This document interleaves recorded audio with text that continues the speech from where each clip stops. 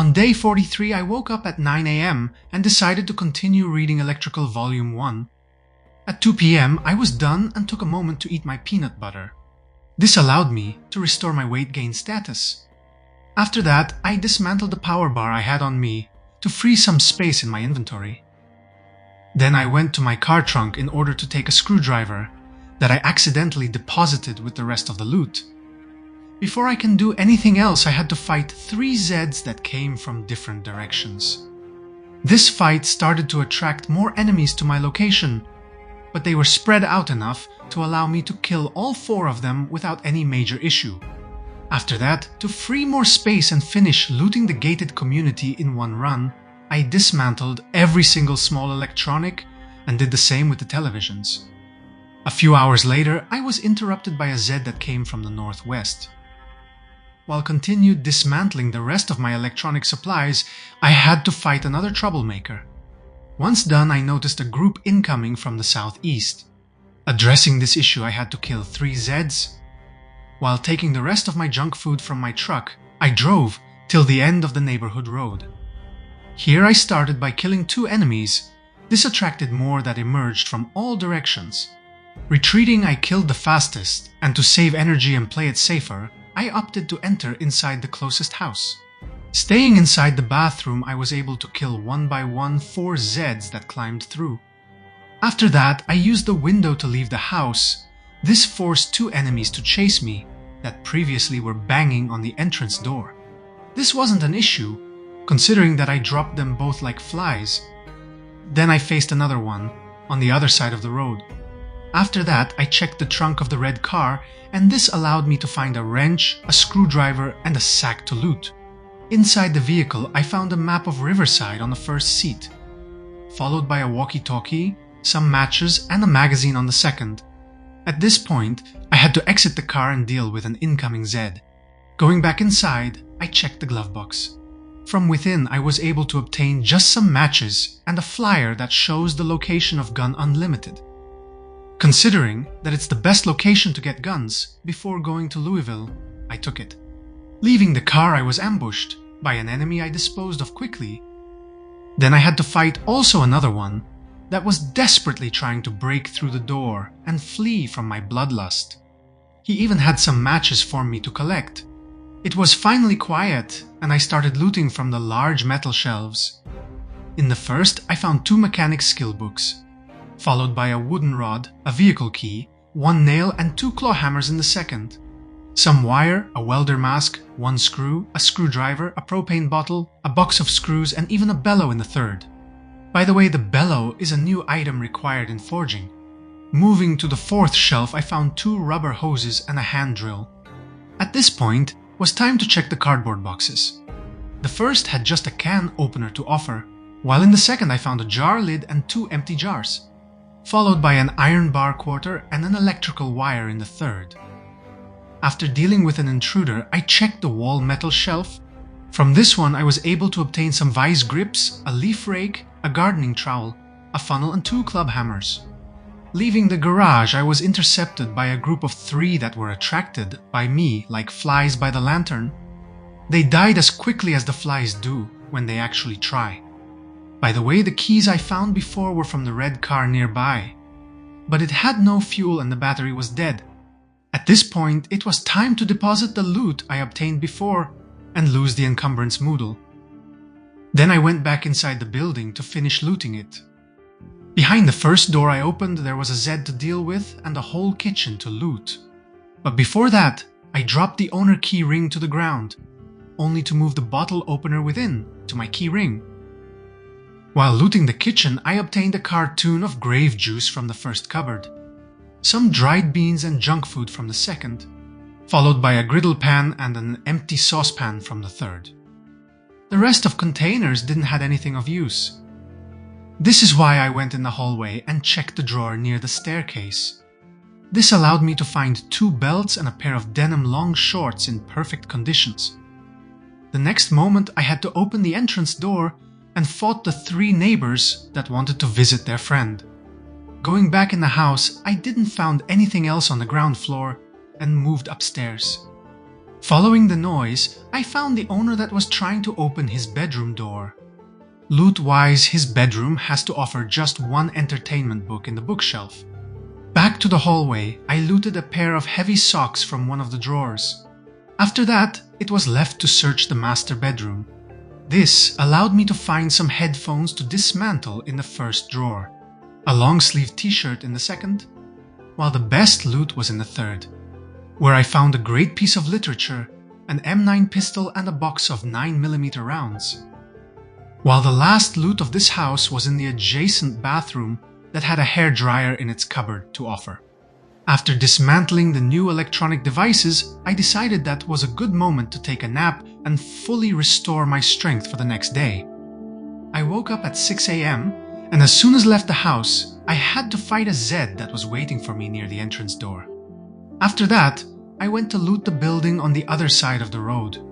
This house was empty and the only loot was upstairs, where in the bathroom cupboard I found a pair of tweezers and some sleeping pills. Plus in the second bathroom I found a hairdryer and a bandage on the ground. There was no more loot to find in this building. This is why I left and moved toward the last property to loot in this gated community. On my way there I had to fight a group of 5 near my truck. Once done, it was time to check the white car for some loot. It was locked, so I had to break a passenger window to get inside. Loot-wise, I found a magazine and an adhesive tape on the first seat, followed by a CD player and another adhesive tape on the last. Checking the glove box, I also found a pack of cigarettes. Despite I don't have the smoker trait, I still need them, mainly because you can use cigarettes to make the cure for one of plants' diseases. To finish looting the car, I checked the trunk, where I found a ratchet and lug wrench, plus an empty garbage bag. In the meantime, a Zed tried to sneak behind me, but my quick reaction allowed me to deal with him without any issues. The fight attracted another victim I dealt with promptly. At this point was time to read the gun unlimited flyer I found yesterday to add it to discovered locations in the map. Then it was time to loot the last property of this lovely neighborhood. The first loot was in the garage, where from the first metal shelf I obtained a tire iron, followed by a small handle and 1 nail from the second. On the ground in front of those containers, I found another nail and a gardening trowel. While from the wall metal shelf, I obtained a fiberglass tape. Moving to the kitchen, the first loot was on the ground, and it was a snow shovel, followed by an empty copper kettle in the first cupboard, some cereal in the second and a bag of chips in the third. The next room to loot was the living room, from where I obtained just 1 television that I dismantled immediately. Moving upstairs, I found inside the first bedroom a paper bag in the first drawer, plus a pair of jeans in perfect condition in the second. At this point, I decided to take a moment and use the bathroom water to wash myself and all of my clothes. This action got rid of my sadness.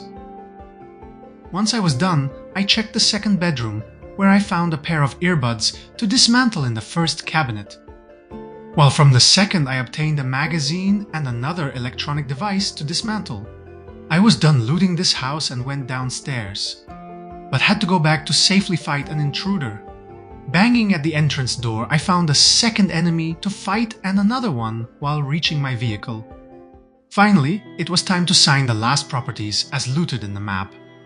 Plus, I added the vehicle markings followed by the generators I found, considering that I can't bring them back to base right now. While trying to leave the neighborhood, I had to fight a Zed that was walking in the middle of the road. Seconds after, another one came to die. Back in my vehicle, I drove backwards till the burned car and then turned around to have the truck facing the right direction. Once I left the gated community, I was chased by a group of Zeds incoming from the east. The first 4 were easy to kill, but the next 3 were too close to each others, and after a little bit of struggle, I was able to add 2 of them to the corpses pile. More were incoming from the east, and I had to retreat a little. To save some energy, I decided to use the fence, but they were too close to each others. I killed the first, dodged the grabs, and went back to take another life. After pushing to the ground the other 2, I was able to kill the first, but I missed the second because he was too fast to get back on his feet. Dodging the grabs, I climbed again over the fence, and dodging them again, I was able to kill 4 of them. That followed me. The Horde was dead, and it was time to loot the corpses for some useful stuff. Beside the usual, I also found a disposable lighter. After that, I went back inside my vehicle, but had to exit it immediately to deal with a newcomer. Then I was able to reach the crossroad, and after turning to the left, I found another Horde blocking my way forward.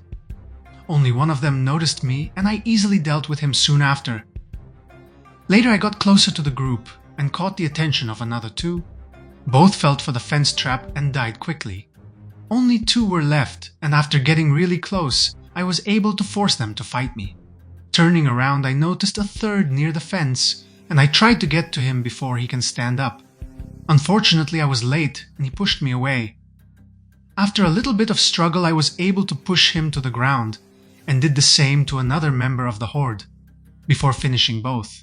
Seconds after, the last enemy joined the graveyard. Finally, it was time to move forward, and once I reached the center of the neighborhood, I had to stop and fight another Horde that just respawned. Hiding behind the closest fence, I was able to deal with all 7 without any major issues. Checking their corpses beside the usual stuff, I also found a pair of scissors and some chewing tobacco to loot. Going back to my car, I found another one on the other side of the wooden fence I disposed of quickly. This fight brought to me 4 extra, that died one by one without posing any real threat to me. Finally, I reached the metal fence and dealt with the last 2 of the Horde. At this point, it was time to move forward, and after the next crossroad, I had to stop again and fight 3 Zeds standing in my way. The rest of the travel was easy, and I had to fight only 1 extra enemy near my neighbor house. Seconds after that fight, I was back to base and started to unload my vehicle from all of the loot collected in the previous days. While doing so, there was one really slow Zed that tried to stop me, only to die soon after. Past 2 p.m. I was done and finally went to bed.